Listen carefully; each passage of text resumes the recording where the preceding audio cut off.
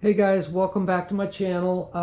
Today I'm just going to do a quick newbie repair video. Mostly it'll be concerning the Typhon and the front diff on the Typhon and how to get that in and out of there and do some basic repairs. Alright guys, there's more damage than what I thought. Look at that link there, how bent it is. Pretty bad, huh? And then here's my drive shaft. Like I said, it busted off inside the diff, you know, the spline on the diff. I'll have to pull that all apart. I've got everything off, you know, not real difficult to take off your arms and your hubs and stuff and drive shaft and whatever, and pull the 4 long screws out of the bottom of your shock tower, and that comes right off. Ah, look. And there's your diff right there. So we're going to break this down and rebuild it. Make sure I'm going in reverse. What I need to do here is I need to get a nice little area to put stuff on so I know what's going on here. All right, let's break this thing open. 2 screws should crack apart. Yeah, it did. Hey, gear dropped out. Okay, so that goes in there, no big deal. And I know they use grease on this stuff, but I'm not sure what kind of grease. Got a bearing on the outside. It's got 4 screws here. I know those got to come off. I don't know what kind of fluid's going to come out of this thing now. Okay, screws are out.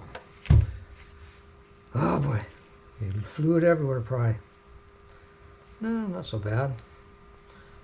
All right, so seems like I'm pulling everything out of there. Yeah, oh well. I can see I got 3 gears here. One's still inside. Interesting. Not a lot of fluid in there though. This is the part I'm replacing. Looks the same as the new one.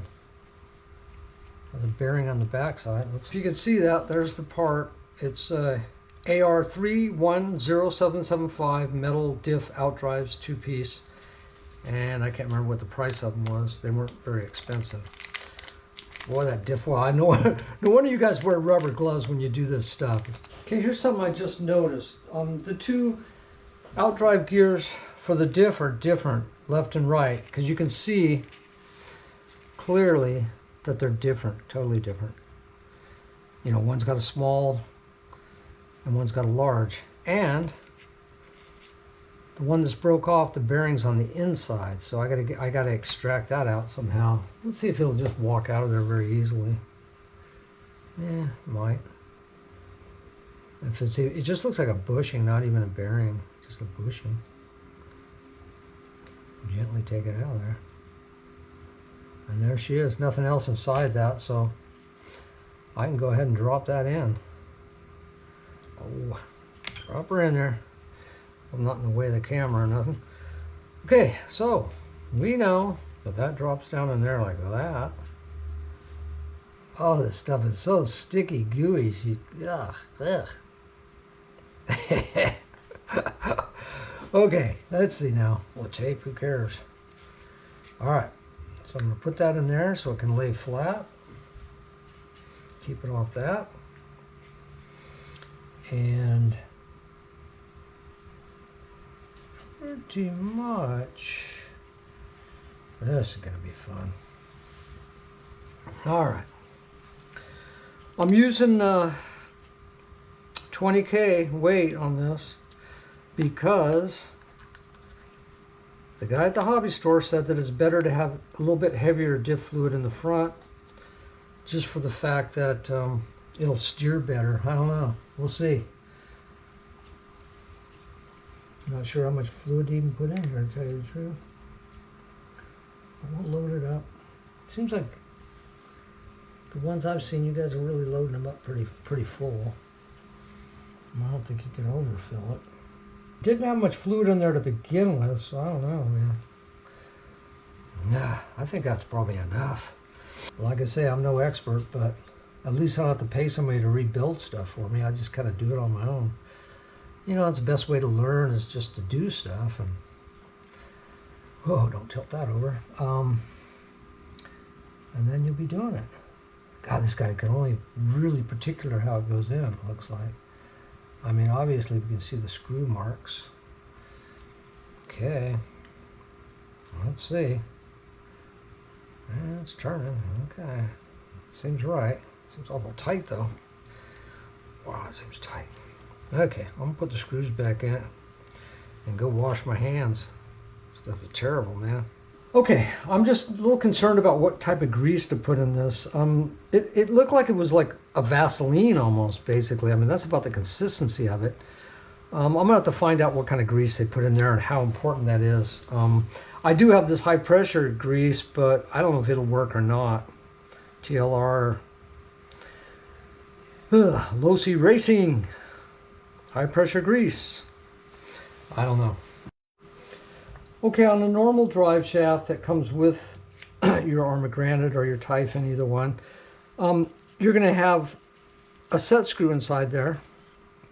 And you're going to put that over the spline, and you're going to dive down in through to get to that screw and tighten it up. But I'm not using the stock drive shaft, so I'm using aftermarket little sliders. So what I'm going to do is go ahead and put these on before I even get it in the car, because it'll be easier to get at. And obviously I'm going to Loctite them all down. I think I'll do it that way. Just get some Loctite on a piece of paper and thread locker. And these out drives, there is a divot. I mean, they're splined, but there's also like a divot in there. And if I can line up to that, that would be kind of nice, because that would really hold it in well. That's what it really should be. It's hard to get at these screws once this is in the car, so might as well get it done now. Okay, so got that all together. And it's ready to go in. Now it can only go in one way. I mean, this just goes in one way and that's it. Okay, so now get the shock tower back on. We could put this back long screw in, just to kind of get us started, get us going. Keep that from falling out. I was going to use the same arms because there really was nothing wrong with them, other than the fact that look at how bent that one is. It's like curved way up. That's bizarre. It should be laying flat. I don't know why it's bent like that, but is that weird or what? Can you even see that? See the bend in that? Whoops, that'd be more like that, but yeah, it's bent, believe me. Got a new set that I had, so I might as well put them on anyways. I was going to use this old set, but okay, so you can tell this is the same side. You can tell that's something ain't right there, man. That bend in there is terrible. That's bizarre. Anyways, I'll go ahead with the new ones, which is good. They're marked left and right, so if you were sitting in the car, this would be your left-hand side. Right here, this would be your right-hand side. Right here. Believe me, I'm no expert on the matter, so let's take these pins out. We'll need them, and they're still in good shape, so that's good. Okay, something to notice on your rods and your rod ends. The ones for steering, they look shorter, but they're not shorter. They're the exact same size. It's just they're turned in a little further, and the rod ends are a little bit shorter. So that's how you get that. So they're all the same. On these sliders, there's just no way to get them together. You gotta, yeah, oh man. You've got to put the hubs on after you get the. Probably one of the more difficult things to do on this car, really, in my opinion, is if you have brand new pivot balls, to get them to go in. You got to be perfectly straight and aligned with everything to get it to go in. All right, guys, the Typhon's all repaired and back in order. All right, guys, this video kind of went into overtime, so I'm going to cut it here, and my next video up will be my run video of the Typhon, so you'll see how it's going. Thanks for watching, guys. Like and subscribe if you liked the video.